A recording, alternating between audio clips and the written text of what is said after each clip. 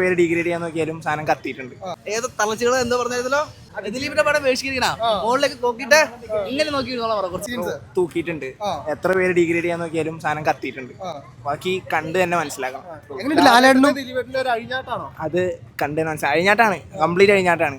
Like പോസ്റ്ററിൽ theatre fire ഇടാനുള്ള സാധനങ്ങൾ മൊത്തം അതിനകത്ത് തന്നെ. തിയേറ്ററിൽ തന്നെ പോയി കാണണം, എന്നാലേ ആ വൈബ് കിട്ടുള്ളൂ. No logic, only madness. വേറെ ലെവൽ എന്ന് പറഞ്ഞാൽ ദിലീപേട്ടൻ ഇങ്ങനെ രീതിയിലേക്ക് അടയ്ക്കുക ഒന്നും കണ്ടില്ല. ഇതാണ് ദിലീപേട്ടൻ വേണ്ടത്. ഈ സാധനം കംബാക്ക് എന്നുള്ള രീതിക്ക് ഈ പടം തന്നെയാണ് കറക്റ്റ്. ഇതാണ് തൂക്കിയടി. ഇതിലും വലിയ കംബാക്ക് ഒന്നുമില്ല.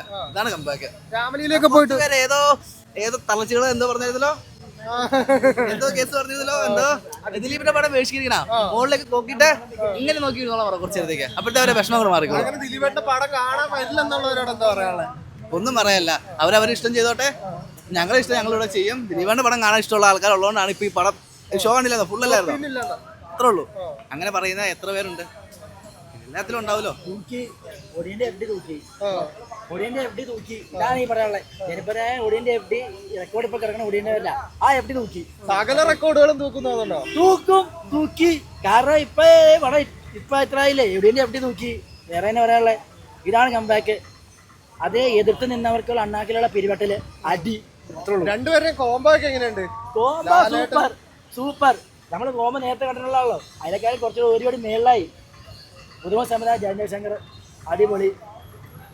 നൂറിനും ബാസിനും മാമിനും 1000 സല്യൂട്ട്. ഇങ്ങനെ സ്റ്റോറി ലൈനും ബിൽഡപ്പ് ചെയ്ത് ഇങ്ങനെ അങ്ങനെ എടുക്കാൻ പറ്റി. അവര് ചെയ്തു വെച്ച ഒരു ഇതുണ്ടല്ലോ, ലെവല് പൊളിച്ചു. രണ്ടുപേരും താർത്തു.